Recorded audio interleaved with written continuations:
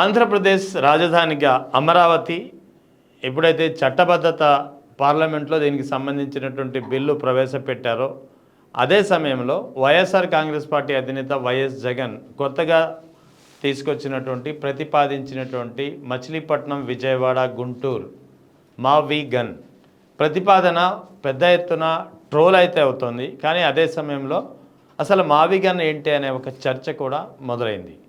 So ఈ నేపథ్యంలో అసలు అమరావతి వర్సెస్ మావి గన్ గురించి మాట్లాడితే అసలు వాస్తవం ఏంటి, అసలు గ్రౌండ్ పొజిషన్ ఎలా ఉంది, ప్రజలు ఏమనుకుంటున్నారు, ఈ సాధ్యాసాధ్యాలు ఏంటి, ఈ అన్ని వివరాలతో మనతో మాట్లాడేందుకు మనతో జాయిన్ అవుతున్నారు ప్రొఫెసర్ సి రామచంద్రయ్య గారు. అంతేకాకుండా ఆయన ఫోరం ఫర్ డీసెంట్రలైజ్డ్ గ్రూప్కి వ్యవస్థాపకుడు కూడా, చాలా కీలకమైన పొజిషన్లో పనిచేశారు. ఆయన గురించి మనతో ఇప్పుడు జాయిన్ అవుతున్నారు. ఆయన అడిగి మరిన్ని వివరాలు తెలుసుకుందాం. సార్ నమస్తే సార్ రామచంద్రయ్య గారు. సార్ ఏంటి సార్ అమరావతి వర్సెస్ మావి గన్ అంటే మీరేం చెప్తారు? పర్సనల్గా అండి, నా వ్యక్తిగతంగా నేను 2014 నవంబర్ నుంచి నేను ఆ ప్రాంతాల్లో చాలాసార్లు పర్యటించాను. అమరావతి గ్రామాల్లో అనేక వ్యాసాలు కూడా రాసినాను. నేను రీసెర్చ్ ఆర్టికల్స్ కూడా రాయడం జరిగింది అమరావతి రాజధాని మీద, ల్యాండ్ పోలింగ్ మీద.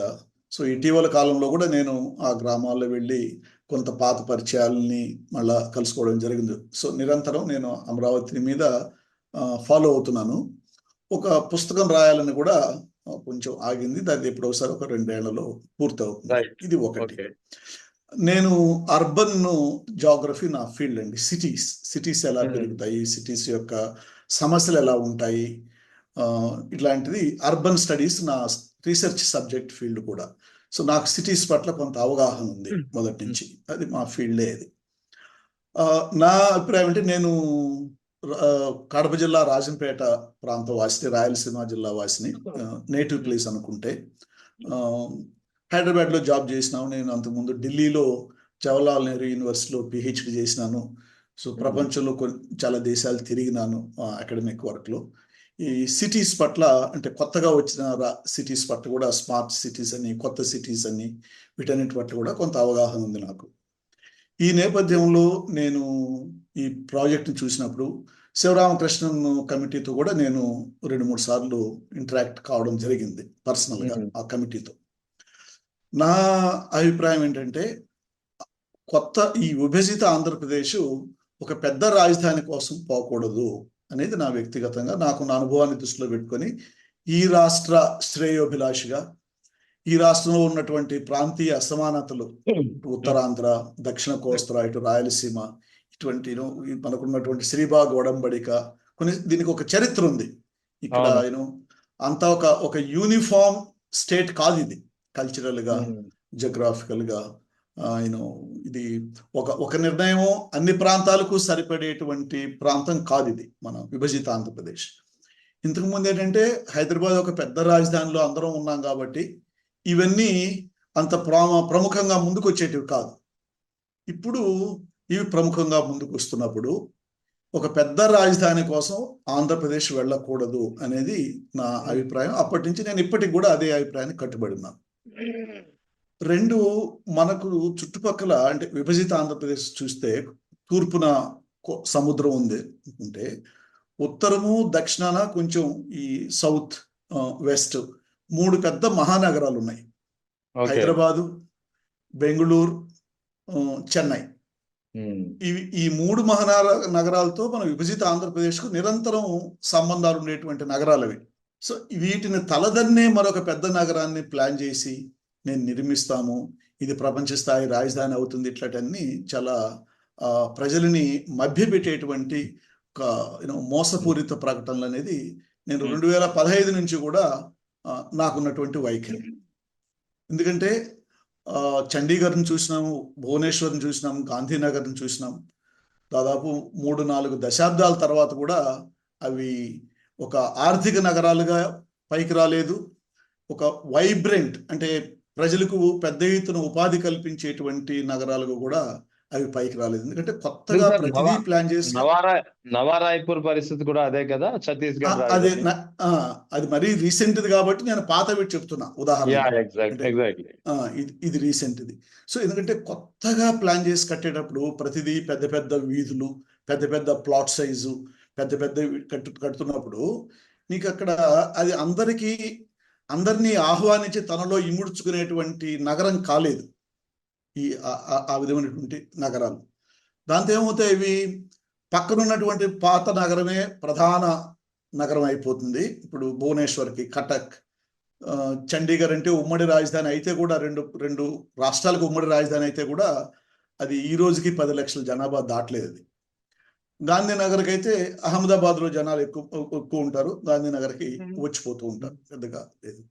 అలాంటిది మనకు ప్లస్ వాళ్ళకి లేనిది మనకు ఉన్నటువంటి సౌలభ్యం అందామా, లేకపోతే ఒక వాస్తవ పరిస్థితి అంటే 3 పెద్ద మహానగరాలు మనకు చుట్టూ ఉన్నాయి.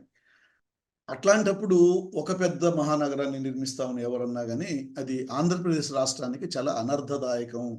ఇక్కడ ఉన్నటువంటి రీజనల్ డిస్పారిటీస్, రీజనల్ ప్రత్యేకతలు, ప్రాంతీయ ప్రత్యేకతలను దృష్టిలో పెట్టుకున్నప్పుడు అందరినీ కలుపుకుపోయే రాజధాని అది కాదు అనేది నాకున్నటువంటి అభిప్రాయం. అయితే ఇక్కడ సార్ రెండోది ఇక్కడ సార్ ప్రధానంగా మహానగరాల నిర్మాణం అనేది వాటి అభివృద్ధి కానీ నిర్మాణం కానీ అది ఒక కంటిన్యూస్ ప్రాసెస్లో జరిగే ప్రక్రియనా లేదా ఓవర్నెట్లో నిర్మించవచ్చా?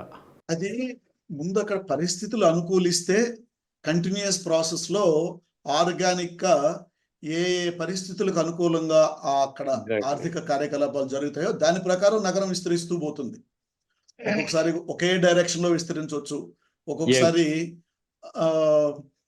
Along the corridor. ఇప్పుడు మనకు హైదరాబాద్ తీసుకుంటే Dilsukh Nagar, LB Nagar to BHEL, Miyapur, అదొక పెద్ద కారిడార్ డెవలప్మెంట్. అంత కారిడార్ మనకు వేరే డైరెక్షన్లో లేదు హైదరాబాద్లో. సో ఇవేంటి, ప్రతి నగరానికి తనకున్న విశిష్ట యునీక్ క్యారెక్టరిస్టిక్స్ అంటాం, తనకున్న విశిష్ట పరిస్థితులను బట్టి ఆ నగరం పెరుగుతుంది. ఇప్పుడు విజయవాడ కృష్ణానదికి ఇటువైపు పెరగలేదు, కృష్ణానదికి అటువైపే నిలిచిపోయింది, చాలా కంజెస్టెడ్ సిటీ. ఎందుకంటే ఇటువైపు ల్యాండ్ వాల్యూస్, వ్యవసాయ భూములు చాలా ఖరీదైనవి ఉన్నాయి. ఉండవల్లిలో మేము మాట్లాడినప్పుడు, ఉండవల్లి ఎక్కడుందండి, ప్రకాశం బ్యారేజ్కి ఇటువైపే కదా ఉండవల్లి గ్రామం. సో రివర్కి ఇరువైపులా నగరం విస్తరించి ఉండొచ్చు కదా. ఉండవల్లి దగ్గర రైతులు ఏమంటారంటే రాజధాని రాకముందే మాది 1 కోటి జనాభా, 1 కోటి రూపాయలు పలుకుతా ఉంది ఎకరం ఇక్కడ. సో ఇప్పుడు రాజధాని వచ్చి అదనంగా మాకు ఇచ్చేదేంటి అనేది ఉండవల్లి ప్రజల్లో ఉండేది మేము మాట్లాడినప్పుడు. సో అల్టిమేట్గా పాయింట్ ఏంటంటే, మనం ప్లాన్ చేసి ఒక పెద్ద నగరాన్ని నిర్మిస్తామనడం అది అయ్యే పని కాదు, ఆర్థికంగా కానీ ప్రాక్టికల్గా కానీ. నాకు ఒక రైతు కుటుంబాన్ని నుంచి వచ్చిన వాడిగా నాకున్నటువంటి ఒక అడిషనల్ అభిప్రాయం ఏంటంటే, 3 పంటలు పండేటువంటి అంత పచ్చటి పొలాల్లో రాజధాని కట్టాలనడానికి నేను ఫండమెంటలీ వ్యతిరేకం. బహుశా అందుకేనంటారా ఇప్పుడు మీరు చెప్పిన పాయింట్ బేస్ చేసుకునే వాస్తవానికి కర్ణాటక రాజధానిగా మొదట మైసూర్ని అనుకున్నారు, కానీ ఎందుకంటే మైసూర్ అనేటప్పటికీ ఒక హిస్టారికల్ ప్లేస్ అనేది గుర్తొస్తుంది అందరికీ. సో మైసూర్ని రాజధానిగా అనుకున్నారు, కానీ మైసూర్ చుట్టూ ఉన్న ల్యాండ్స్ అన్ని ఫెర్టైల్ ల్యాండ్స్, ఇలాగే అమరావతి లాగే ఏడాదికి 3 పంటలు పండే భూములు.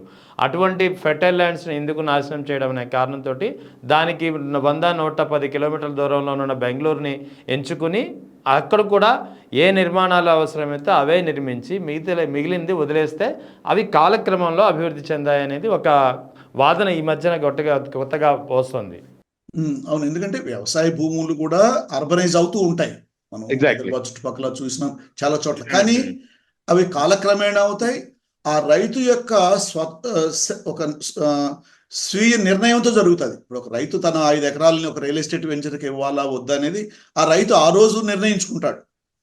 ఇప్పుడు అట్లా కాదు, మొత్తం ఒక ఏరియా డిక్లేర్ చేసి ఈ ఏరియా మొత్తం నాకు రాజధాని కావాలి అని డిక్లేర్ చేసి అది నయానో భయానో రైతుల్ని ముందు బుజ్జగించి తర్వాత భయపెట్టి ల్యాండ్ పూలను తీసుకొని అంత పచ్చటి పంట పొలాల్లో రాజధాని కట్టడం అనే దానికి నేను ఫండమెంటలీ మౌలికంగా నేను వ్యతిరేకం. ఎందుకంటే మనకు అది తప్ప మరొక ప్రత్యామ్నాయం లేదు అనే పరిస్థితి ఉంటే వేరు, అప్పుడు ఆలోచన చేయాలి. ఇది అట్లా కాదు కదా. సో ఇది నాకు ఈ అమరావతి పట్ల ఉన్నటువంటి మరొక వైఖరి మొదటి నుంచి కూడా. తర్వాత సరే ఏంటి అన్నప్పుడు గుంటూరు విజయవాడల మధ్య మంగళగిరి నాగార్జున యూనివర్సిటీ ఆ బెల్ట్ లో ఒక చిన్న అడ్మినిస్ట్రేటివ్ క్యాపిటల్, రాష్ట్రాన్ని నడిపించడానికి కావాల్సినటువంటి అన్ని సదుపాయాలతో ఒక అడ్మినిస్ట్రేటివ్ క్యాపిటల్ నిర్మించుకొని మోర్ డీసెంట్రలైజ్డ్ డెవలప్మెంట్ ఆంధ్రప్రదేశ్కు చాలా అనుకూలమైనటువంటి పరిస్థితులు ఉన్నాయి. మీరు ఒక 15 సిటీస్ని టాప్ క్లాస్ సిటీస్గా ఈ 10 ఏళ్లలో డెవలప్ చేసుకోండొచ్చు. వైజాగ్ నుంచి మనం రాజమండ్రి, కాకినాడ, విజయవాడ, గుంటూరు, కర్నూలు, నెల్లూరు, తిరుపతి, కడప ఇట్లా డీసెంట్రలైజ్డ్ ఇన్వెస్ట్మెంట్ చేసుకొని వైజాగ్ అనేది ఎలాగో పెద్ద సిటీ, కోస్ట్ పెద్ద సిటీ, దానికి ఉన్నటువంటి అడ్వాంటేజ్ ఉంటుంది. వీటన్నిటిలో ఒక మౌలిక సదుపాయాలు పెంచేటువంటి సిటీకి సిటీ గవర్నెన్స్, సిటీలో ఫెసిలిటీస్, వాటర్, డ్రైనేజీ, పారిశుద్ధ్యం మీద 10 ఏళ్ల పాటు ఒక్కొక్క సిటీలో కొంత ఇన్వెస్ట్ చేసి ఉంటే ఈరోజు ఇండియాలో ఏ రాష్ట్రానికి లేని విధంగా ఒక 15 cities, 12 to 15 cities top class సిటీస్గా 10 ఏళ్లలో అభివృద్ధి చేసుకోండొచ్చు ఆంధ్రప్రదేశ్లో, ఒక చిన్న అడ్మినిస్ట్రేటివ్ క్యాపిటల్ పెట్టుకొని. అది నా అప్రోచ్ మొదటి నుంచి. ఇప్పటికీ నేను దాన్ని ఆ పద్ధతిలోనే మాట్లాడుతున్నాం. మా forum for decentralised development in Andhra Pradesh అనే వేదిక నుంచి. ఒకసారి పరిస్థితులు దాటిపోయినా కానీ సమాజానికి గుర్తు చేయడం కోసమైనా వీటి గురించి నేను మాట్లాడుతూ ఉంటాను. అది సిటీస్. మనకు పోర్ట్స్ ఉన్నాయి. కొన్ని ఫంక్షనింగ్ పోర్ట్స్, కొన్ని ప్లానింగ్లో ఉన్నాయి, కొన్ని అండర్ కన్స్ట్రక్షన్ ఉన్నాయి. దాదాపు 10-12 ఓడరేవులు మనకు తీరం వెంబడి ఉన్నాయి. ప్లస్ మనది వ్యవసాయ ఆధారిత రాష్ట్రం. ఈ వ్యవసాయ ఆధారిత రాష్ట్రంలో కావాల్సింది రైతులకు సపోర్ట్ ఉండాలి, వ్యవసాయ ఆధారిత పరిశ్రమలను స్థాపించాలి. ఎక్కువ మనకు ఫుడ్ ప్రాసెసింగ్ కానీ అదర్ అగ్రో బేస్డ్ ఇండస్ట్రీస్ని ఎక్కువ స్థాపించుకుంటే ఒక 5 to 10 yearsలో well established agricultural systems, agriculture dependent industries ఇవన్నీ వచ్చేవి. 4th పాయింట్, 6 ఫంక్షనల్ ఎయిర్పోర్ట్స్ ఉన్నాయి ఆంధ్రప్రదేశ్లో. బహుశా ఇండియాలో చాలా రాష్ట్రాల్లో ఉండవు. ఉత్తరప్రదేశ్లో ఇటీవల చాలా కట్టినారు, అందులో ఎక్కువ భాగం ఘోస్ట్ ఎయిర్పోర్ట్స్గా మిగిలిపోయినాయని చెప్పేసి మనకు ఈ మధ్యలో వార్తలు వచ్చినాయి. ఆంధ్రప్రదేశ్లో ఉన్నటువంటి యాక్టివ్ ఎయిర్పోర్ట్స్ వైజాగ్, రాజమండ్రి, గన్నవరం, తిరుపతి, కడప, కర్నూలు కొత్తగా వచ్చినవి. అది ఏ మేరకు ట్రాఫిక్ ఉందో అది అధ్యయనం చేయాలి. కానీ మిగిలిన 4 చాలా యాక్టివ్ ఎయిర్పోర్ట్స్, రష్ ఉన్న ఎయిర్పోర్ట్స్. అందులో వైజాగ్లో ఇప్పుడు ఇంటర్నేషనల్ ఎయిర్పోర్ట్, కొత్త ఎయిర్పోర్ట్ కూడా వస్తుంది. ఈ జూలైలోనే ఎప్పుడో ఓపెన్ చేస్తారు. సో కర్నూలు, కడప ప్రాంతాల్లో కూడా ఎయిర్పోర్ట్ ఆధారిత ఎకనామిక్ యాక్టివిటీస్ని ఏదైనా ప్లాన్ చేసుకున్నా 6 ఫంక్షనల్ ఎయిర్పోర్ట్స్ని చుట్టూ కూడా డీసెంట్రలైజ్డ్ డెవలప్మెంట్ ఆంధ్రప్రదేశ్కి వచ్చేది. కానీ వీటన్నిటినీ వదిలేసి ఒక లోతట్టు ప్రాంతంలో, ఇప్పుడున్న అమరావతి గ్రామాల ప్రాంతంలో అక్కడ కరకట్ట ఉంది అనేది ఒక ప్రాక్టికల్ ఎగ్జాంపుల్ చూస్తేనే మనకు అర్థమవుతుంది. ఈ పక్క లోతట్టు ప్రాంతాలు కాబట్టి వాటిని కాపాడడానికి కరకట్టను కట్టినారు అనేది. సో ఆ కరకట్ట లోపల అంత పచ్చని పంట పొలాల్లో, మెత్తటి నేలలు, వాటిలో తీసుకెళ్ళి ఒక పెద్ద రాజధాని కట్టాలని నిర్ణయించడంలోనే ఒక ఫండమెంటల్ మిస్టేక్ ఆంధ్రప్రదేశ్లో జరిగింది. ఒకసారి చరిత్రలో మొట్టమొదటి అవకాశం ఎవరికైతే వస్తుందో, ఒక సుదీర్ఘకాలం సమాజం మీద ప్రభావితం చేసేటువంటి నిర్ణయాలు తీసుకునే అవకాశాలు కొంతమందికే వస్తాయి కొన్నిసార్లు చరిత్రలో. అలాంటి అవకాశం చంద్రబాబు నాయుడుకు దొరికింది 2014లో. నేను రాజకీయాలు, పార్టీలు, ఎలక్షన్లు ఇవన్నీ పక్కన పెడితే విభజిత ఆంధ్రప్రదేశ్లో ఒక డీసెంట్రలైజ్డ్ డెవలప్మెంటు, చిన్న రాజధాని, అన్ని ప్రాంతాల మధ్య ఒక సమతుల్యత, బ్యాలెన్స్డ్ డెవలప్మెంట్ని ప్రమోట్ చేయగలిగేటువంటి ఒక పెద్ద అవకాశం చంద్రబాబు నాయుడు గారికి 2014లో ప్రజలు ఇచ్చినారు. కానీ ఆయన దృష్టి అంతా ఇమేజ్ బిల్డింగ్, నేను ప్రపంచ స్థాయి రాజధానిని కడతా, ఆ ఐటీని, సైబరాబాద్ని చూపించుకొని మీడియాలో తమకున్నటువంటి ప్రాబల్యాన్ని ఉపయోగించుకొని, అంటే ఆ రోజు ఎట్లా క్రియేట్ చేసినారు వాతావరణం, ఆయన కడతాడు, సైబరాబాద్ని కట్టినాడు, ఇక్కడ ఆయన కడతాడు, ఆయన కడితే ఉద్యోగాలు వస్తాయి, ఆయన కడితే పరిశ్రమలు వస్తాయి, ఆయన కడితే ఐటీ కంపెనీలు వస్తాయి, ఆయనకి ఆ కెపాసిటీ ఉంది, ఆయన తీసుకొస్తాడు.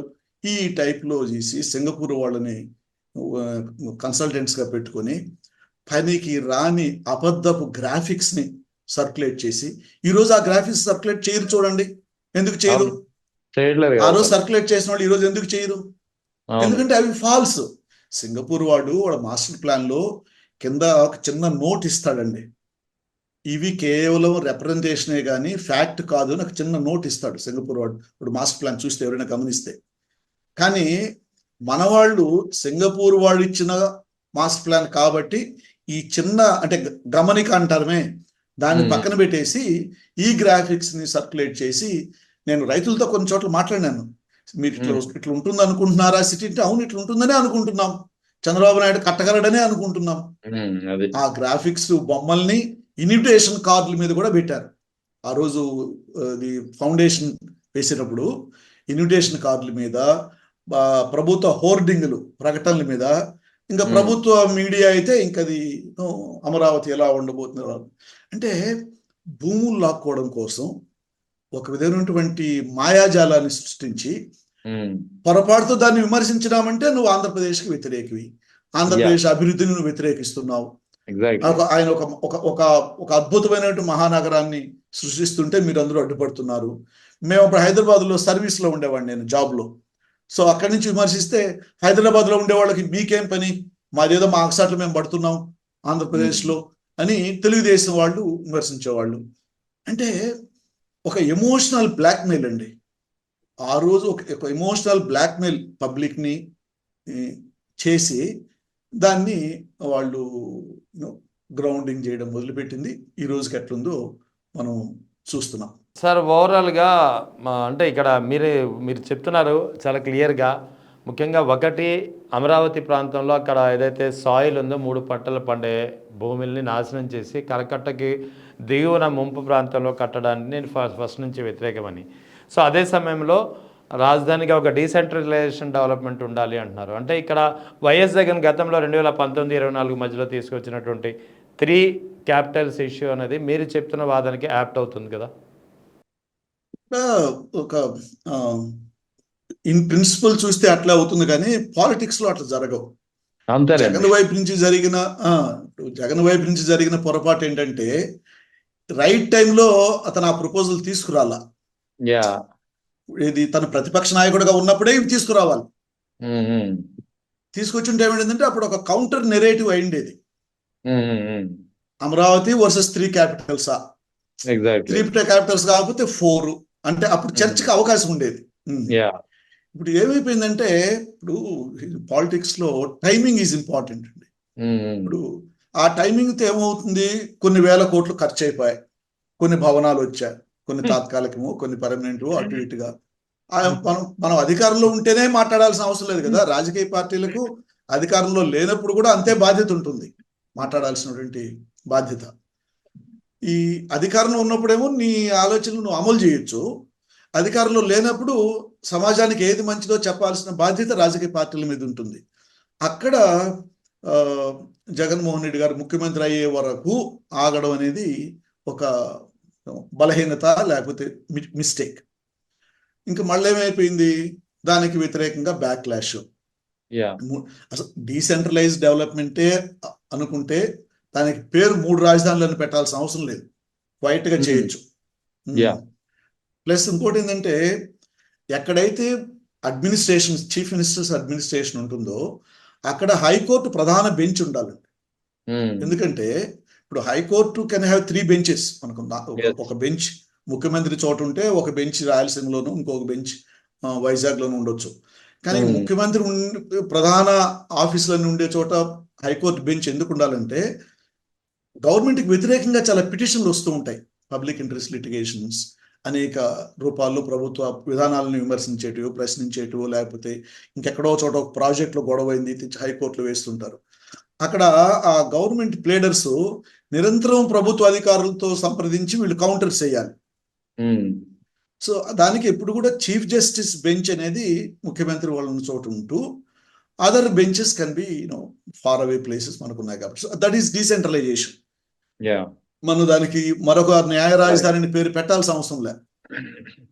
అట్లాగే కొన్ని గవర్నమెంట్ డిపార్ట్మెంట్స్ కొన్ని చోట్ల ఉండొచ్చు. ప్రతిదీ ముఖ్యమంత్రి ఉండే చోటే ఉండాల్సిన అవసరం లేదు, అన్నీ ఒకే చోట ఉండాల్సిన అవసరం లేదు. కానీ పాలిటిక్స్లో ఏమవుతుందంటే టైమింగ్ ప్లస్ వాటిని వివరించే తీరు, ఇక్కడ 3 రాజధానుల ప్రస్తావన రావడానికి చాలా లేట్ అయింది ఆ రోజు ఇక్కడ సిచ్యువేషన్లో. ఇప్పుడు ఇక్కడ అమరావతి గురించి ఒకసారి మళ్ళీ మాట్లాడుకుంటే, అమరావతిలో నిర్మాణాలు ఏవైతే ఇప్పుడు ప్రభుత్వం చేపడుతుందో, ఈ నిర్మాణాల్లో వాస్తవానికి ఎస్ఎఫ్టీకి 4500 ఎన్ని 5 స్టార్ లగ్జరీస్ తోటి ఎంత హైటెక్ టెక్నాలజీ తోటి నిర్మించినా సరే 4500 ఎస్ఎఫ్టీకి మించని పరిస్థితి ఉంటే బయట అన్ని నగరాల్లోనూ పెద్ద నగరాల్లో, ఇక్కడ ఏకంగా 14,765 రూపాయలు కోట్ చేస్తున్నారు. ఇది బిగ్గెస్ట్ స్కామ్ అని వైఎస్ జగన్ చెప్పినటువంటి పరిస్థితి. దీనిపై మీరేమంటారు? ఇది ఇప్పుడు నిన్న వీళ్ళేమో మళ్ళీ వాళ్ళు కౌంటర్ ఇచ్చినారు. ఢిల్లీలో పార్లమెంట్కి ఎస్ఎఫ్టీకి ఎంత అయింది, ఇది తెలంగాణ గవర్నమెంట్కి ఎంత, దేంట్లో సెక్రటేరియట్కి ఎంత అయింది, ఋషికొండలో భవనాలకి ఎంత అయింది, అమరావతిలో ఎంత అవుతుందో వాళ్ళు ఇస్తున్నారు. దాని మీద మళ్ళీ వైసీపీ కొంత కౌంటర్ చేయాల్సిన అవసరం ఉంది. నేనేమంటానంటే అమరావతికి బిగ్గెస్ట్ మైనస్ అది, ఈ రోజుకి మైనస్, వచ్చే రోజుల్లో కూడా ఇంకా పెద్ద మైనస్ అవుతుంది. అంటే కాస్ట్ ఆఫ్ కన్స్ట్రక్షన్. వాళ్ళు చెప్తున్నారు కానీ 4,000 ప్లస్ ఎస్ఎఫ్టీనే మాది అంతకంటే ఎక్కువ కాలేదని మళ్ళీ క్లారిఫికేషన్ ఇచ్చినారు. ఎగ్జాక్ట్లీ వాళ్ళు ఎంత చెప్పినారు నాకు ఐడియా లేదు. అసలు ప్రతిదీ కాస్ట్లీనే. అక్కడ అమరావతిలో నిర్మాణం చేసింది ఒక రోడ్డు దగ్గర నుంచి, డ్రైన్ దగ్గర నుంచి ఇదంతా కాస్టే. ప్రతి చిన్నది నిర్మించాలి. సో అసలు ఇప్పటికి కూడా ఆ ఐకానిక్ టవర్స్కి ఫౌండేషన్స్ ఎంత లోతుకు వెళ్ళినాయో ఎవరికి తెలియదు. వాటికి ఎంత లోతులో వాటికి గట్టితనం దొరికింది. పైన ఇన్నంతస్తుల భవనం నిర్మించాలంటే అంత బలమైన పునాదికి గట్టితనం ఎక్కడ ఎన్నడుగులో దొరికింది అని ఈ రోజుకి బయటికి తెలియదు. ఈ లెక్కన మనకు తెలిసేది. ఈ లెక్కన ఐకానిక్ టవర్స్ కి రిస్క్ ఉన్నట్టే. అంటే అది కొంతమంది ఇది ఇంజనీర్స్ చెప్పాలి, సివిల్ ఇంజనీర్స్, జియాలజిస్ట్స్, ఆ ప్రాంతాన్ని అధ్యయనం చేసిన వాళ్ళు. నాకు ఈ మధ్యలో 2 ఫ్రెండ్స్ ఒక 2 రీసెర్చ్ పేపర్స్ పంపించినారు. ఆ ప్రాంతంలో అండర్ గ్రౌండ్ లో ఎన్ని రకాల ఇబ్బందులు ఉన్నాయి భారీ కట్టడాలు కట్టడానికి అని. అవి నేను కొంచెం పూర్తిగా చదివి వాటి మీద ఒక అభిప్రాయం ఏర్పరచుకునే వరకు నేను వాటి గురించి మాట్లాడను. బట్ బేసిక్లీ ఒకటంటే ఇప్పటికి కూడా ప్రభుత్వం చెప్తే తప్ప బయటికి తెలియదు. ఇంజనీర్స్ మాట్లాడరు, ఆ కన్స్ట్రక్షన్ కట్టే కంపెనీలు చేసే కంపెనీలు మాట్లాడవు. ఎన్ని అడుగుల్లో మీకు ఫౌండేషన్కి బేస్ దొరికింది అనేది ఎవరు చెప్పరు. మధ్యలో ఆపేస్తున్నారు కొద్ది రోజులు. ఐఐటి చెన్నై నుంచి ఒక సివిల్ ఇంజనీరింగ్ డిపార్ట్మెంట్ నుంచి ఒక టీం వచ్చిపోయింది. ఆ టీం వచ్చి ఇన్స్పెక్ట్ చేసిన తర్వాత మళ్ళా వర్క్స్ ముందుకెళ్తున్నాయి అంటున్నారు. కానీ ప్రజల దృష్టిలో అక్కడ something is happening, something is missing, మనకు తెలియంది ఏదో జరుగుతూ ఉంది అనేది మనకు వ్యక్తిగతంగా నాకున్నటువంటి అనుమానం కూడా. అలాంటప్పుడు ఏమవుతుంది, కాస్ట్ ఆఫ్ కన్స్ట్రక్షన్ చాలా పెరిగిపోతుంది. అది ఎస్ఎఫ్టీ అనండి, ఇంకేదన్నానండి. కాబట్టి ఈరోజు టీడీపీ వాళ్ళు లేదు అమరావతిలో 4 టవర్స్కు 70 లక్షల ఎస్ఎఫ్టీ, 4,000 కోట్లే 4,000 కోట్లే 70 లక్షల SFT divided by this thing ఇంతే అనేది ఈజ్ నాట్ ట్రస్ట్ వర్ది. అది నమ్మదగిన గణాంకాలు కావు అవి. ఇది కాకుండా ఇటీవల ఒక 2 వారాలు అయిందేమో అదనంగా lift, fire safety, electrification something అంటూ 2,800 కోట్లు ఎస్ఎఫ్టీకి 2,200 కోట్లు, అది కూడా plumbing and wiring works I think so. ఇట్లాంటి వాటికి అంటే ఇప్పుడు ఒకసారి ఒక ఎస్ఎఫ్టీ కాస్ట్ అంటే మరి కేవలం నిర్మాణానికే ఇంత, ఫినిషింగ్స్ వర్క్స్ కింత, లిఫ్ట్లకి ఇంత, మరి అంతా కంబైన్ చేసి చెప్పండి మరి ఎంతో ఎస్ఎఫ్టీకి. అంతే కదా. అది చేయకుండా తెలంగాణ సెక్రటేరియట్ ఏమో పూర్తి అంతా అయిపోయిన స్ట్రక్చర్ ఎస్ఎఫ్టీ చెప్తారు, ఇక్కడికేమో బేసిక్ స్ట్రక్చర్ ఒకటి చెప్పి మిగిలినటి యాడ్ చేసుకుంటూ పోతారు. ఇది అమరావతికి ఉన్న పెద్ద మైనస్, ఈ స్ట్రక్చర్స్ కన్స్ట్రక్షన్ అది పబ్లిక్ తెలియకపోవడము. ఇది ఒక ఎత్తు. రెండోది నేనేమంటానంటే అదనపుగా అయ్యే కాస్ట్, అక్కడ రోడ్లు డ్రైన్స్ వేయడానికి కూడా ఈ బయట మనకు ఇప్పుడు గట్టి నేలల మీద అయ్యే కాస్ట్ కంటే ఇక్కడ కొన్ని రెట్లు ఎక్కువ అవుతుంది. ఎందుకంటే నీకు ఆ ఫౌండేషన్ రోడ్ వేయడానికి కూడా, రోడ్డు గట్టిగా నిలబడడానికి దాని మీద ఎక్కువ లేయర్స్ ఆఫ్ మెటల్ ఎక్కువ సార్లు రోలింగ్ జరిగితే గానీ అది నీకు రోడ్డు అంటే కావాల్సిన గట్టితనం దాదాపు ఇవ్వదు. ఒక 5-6 layers లో వేయాల్సి వస్తుందేమో. వేస్తే గానీ మీకు ఆ గట్టితనం దొరకదు ఆ నేలల Yes. మీద. ఇది ఒకటి. ఇంకొకటి చూడండి, కాస్ట్ పెరగడానికి నేనేమంటున్నానంటే, చిన్న రాజధాని ఒక హైవే పక్కన పెట్టుకునే దానికి అయ్యే ఖర్చుతో పోల్చుకుంటే ఈడ ప్రతి చిన్న విషయానికి 100,000 కోట్లు, ప్రతి చిన్న విషయానికి 100,000 కోట్లు. ఇంకొకటి నేను మీకు గుర్తు చేస్తాను, ఇది ఇంకా బయటకు రాలేదు. 6 చెరువులు కడుతున్నారని నేను చదివినాను వార్తల్లో. అవును. చెరువులు ఇప్పుడు మామూలుగా మనం హిస్టారికల్ గా మనకున్న చెరువులు చూస్తే, ఇప్పుడు చెరువులు ఎక్కువగా ఉన్న ప్రాంతాల్లో తెలంగాణ కానీ రాయలసీమలో కానీ చూస్తే, ఒక లోయింగ్ ఏరియాలో దగ్గర 2 కొండలో గుట్టలో ఉంటే ఆ గుట్టలను కలుపుతూ కట్టగడతారు చెరువులు. మన పాత చెరువులు చూస్తే అవును. హైదరాబాద్ పైన చెరువులు కూడా, ఆ చెరువులు నిండిపోతే అలుగు నుంచి కిందికి వెళ్తే ఇంకొక చెరువులోకి వెళ్తాయి. గొలుసు అవును. కట్టు చెరువులు అని కూడా మనకు పేరుంది స్టెప్ బై స్టెప్. హైదరాబాద్ చుట్టుపక్కల. యా. ఆ తర్వాత కూడా ఎక్కువైనాటి ఒక నదిలోకో పెద్ద కాలువలోకో వెళ్ళిపోతాయి ఎక్కడో. ఇప్పుడు ఇక్కడ ఇది జెంట్లీ స్లోపింగ్ ఏరియా. ఇది మీకు కొండ రెండు గుట్టలను కలిపి ఒక కట్ట కడితే చెరువు అయ్యే ప్రదేశం కాదు ఇది. మొత్తం అన్ని నీళ్లు కూడా ఒకే వైపు వస్తూ కొండవీటి వాగు ఉండవల్లి దగ్గరకు రావాలి. దీనికి ఇప్పుడు వరద ప్రాబ్లం ఉంది కాబట్టి 13,500 ఎకరాలు వరద ముంపుకు గురయ్యే ప్రాంతం అని చెప్పేసి సింగపూర్ వాడు మ్యాప్ లోనే మాస్టర్ ప్లాన్ లోనే చూపించడం జరిగింది. అవును. మీకు కావాలంటే నేను పంపిస్తాను ఆ మ్యాప్. Okay, right sir. అది సింగపూర్ వాడు మార్కెట్ ఏరియా అది. ఇప్పుడు ఈ చెరువులు ఎందుకు కడుతున్నారు? బయటకు ఏమంటున్నారంటే తాగునీటి కోసము అంటున్నారు. త్రాగునీటి కోసం చెరువు కట్టాలంటే చాలా పెద్ద చెరువు కట్టాలి. ఒక నగరానికి చెరువును కట్టి త్రాగునీటికి సరిపడా నిల్వ చేయాలంటే చాలా పెద్ద చెరువు కట్టాలి. అంటే నువ్వు ఎంత లోతు తవ్వాలి అక్కడ ఉన్నటువంటి నేలల్లో, ఆ నీళ్లు నిలబడడానికి ఎంత బలమైన కట్టలు కట్టాలి. అవును. కొన్ని చోట్ల వరద నీళ్లు ఆపడం కోసము అంటున్నారు.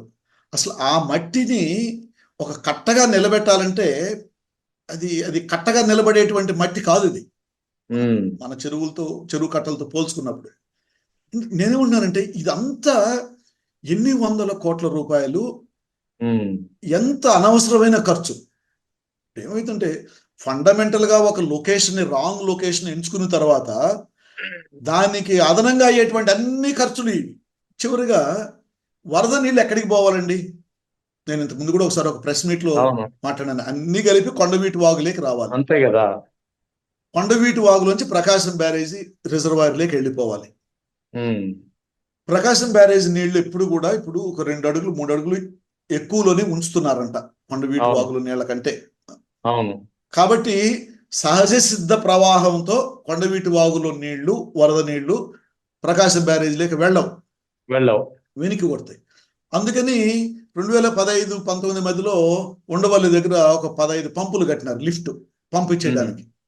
మీరు ఇప్పుడు కూడా ఇక్కడ కనిపిస్తాయి, కరకట్ట మీదకి వెళ్ళేటప్పుడు అవి మనం ఉండవలసి కనిపిస్తాయి.